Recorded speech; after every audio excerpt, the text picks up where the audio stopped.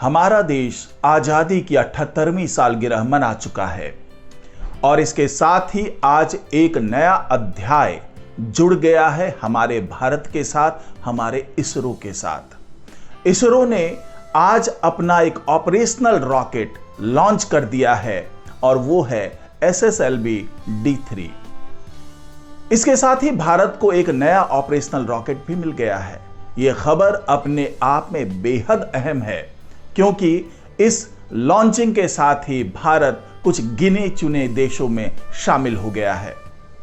इस लॉन्चिंग के साथ इसरो ने एक ऐसे सैटेलाइट को भी लॉन्च किया है जो हमारे पृथ्वी पर आने वाली आपदाओं के बारे में पहले से ही सूचना दे देगा। तो ये अपने आप में बड़ी सफलता है और इसी के बारे में तमाम जानकारी आपको इस वीडियो में मिलने वाली है, तो इस वीडियो को आखिर तक जरूर देखिएगा। नमस्कार, मैं हूं डॉक्टर सुरजीत सिंह और आप देख रहे हैं महाना मिस्ट्री। अगर आपने अभी तक इस चैनल को सब्सक्राइब नहीं किया है तो इस चैनल को सब्सक्राइब कर लीजिए और अगर आपको ये वीडियो अच्छा लगे तो इसको लाइक कीजिए, शेयर कीजिए और कमेंट जरूर कीजिए। ये वीडियो अपने आप में बहुत अहम है और हमारे देश को गौरवान्वित करने वाला ये वीडियो है। आज का दिन ऐतिहासिक है, लेकिन अक्सर मैंने ये देखा है कि जब भी मैं इसरो से संबंधित कोई खबर देता हूं, कोई सफलता की बात होती है, तो शायद हो सकता है कि ये इतनी बड़ी सफलता आपको नहीं लगे, जिसके कारण आपके लाइक्स कम आते हैं और आपके व्यूज कम आते हैं। लेकिन मैं इस वीडियो में जरूर चाहूंगा कि आपके लाइक्स भी बढ़ें और साथ ही कमेंट में जय हिंद जरूर लिखें, क्योंकि ये पल, ये दिन हमारे लिए बहुत ही गौरवान्वित करने वाला दिन है और ये सफलता बहुत बड़ी सफलता है हमारे देश के लिए। तो चलिए खबरों में आगे बढ़ते हैं। तो जो इसरो ने लॉन्च किया है SSLV-D3, ये ऑपरेशनल रॉकेट है और बजट के लिहाज से देखें तो ये काफी सस्ता रॉकेट है। पहले जो भी हमारे ऑपरेशनल रॉकेट्स रहे हैं उसके मुकाबले ये कई गुना सस्ता रॉकेट है और इससे इसरो को और हमारे देश को एक नया बाजार मिल गया है।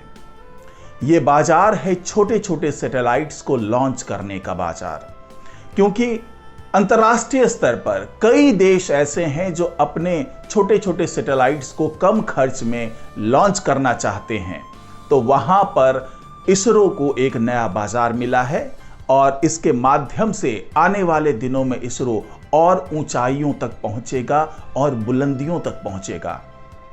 इसरो ने आज सुबह सुबह 9:17 पर श्री हरिकोटा के सतीश धवन स्पेस सेंटर से SSLV-D3 रॉकेट की सफल लॉन्चिंग की।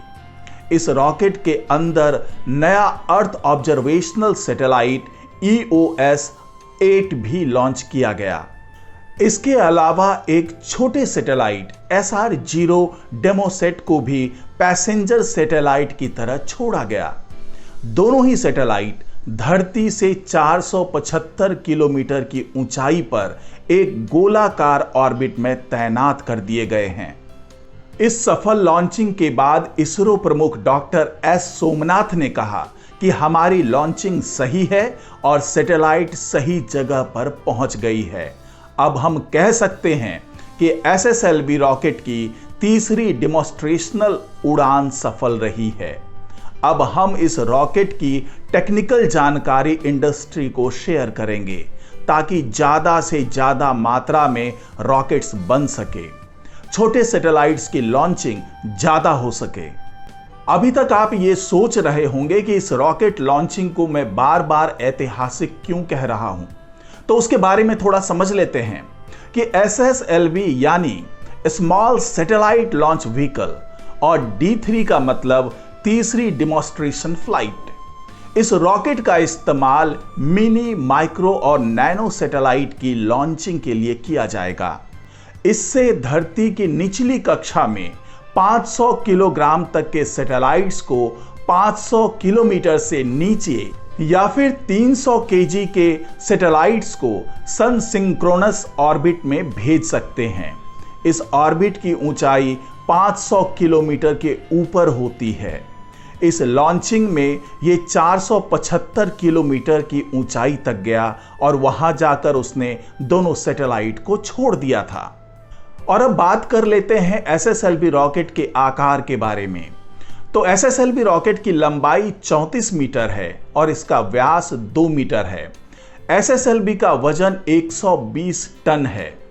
ये रॉकेट 10 से 500 किलोग्राम तक के पेलोड्स को 500 किलोमीटर तक पहुंचा सकता है। SSLV सिर्फ 72 घंटे में तैयार हो जाता है। SSLV को श्रीहरिकोटा के सतीश धवन स्पेस सेंटर के लॉन्च पैड 1 से लॉन्च किया जाता है। अब जरा ये जान लेते हैं कि आज की लॉन्चिंग में जिस EOS-8 सैटेलाइट को लॉन्च किया गया, वहां पर ऑर्बिट में छोड़ा गया है, दरअसल उससे होता क्या है, उनका इस्तेमाल किस तरीके से किया जा सकता है। तो EOS-8 यानी अर्थ ऑब्जर्वेशनल सैटेलाइट पर्यावरण की मॉनिटरिंग, आपदा प्रबंधन और तकनीकी डेमोन्स्ट्रेशन का काम करेगा।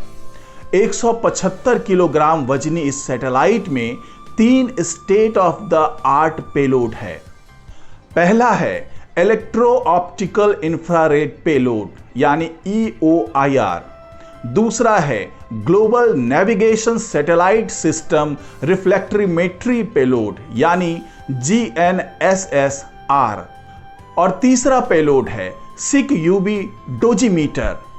इसमें EOIR दिन रात में मिड और लॉन्ग वेव की इंफ्रारेड तस्वीरें लेगा। इन तस्वीरों से प्राकृतिक आपदाओं की जानकारी मिलेगी, जैसे जंगल में आग, ज्वालामुखीय गतिविधियां।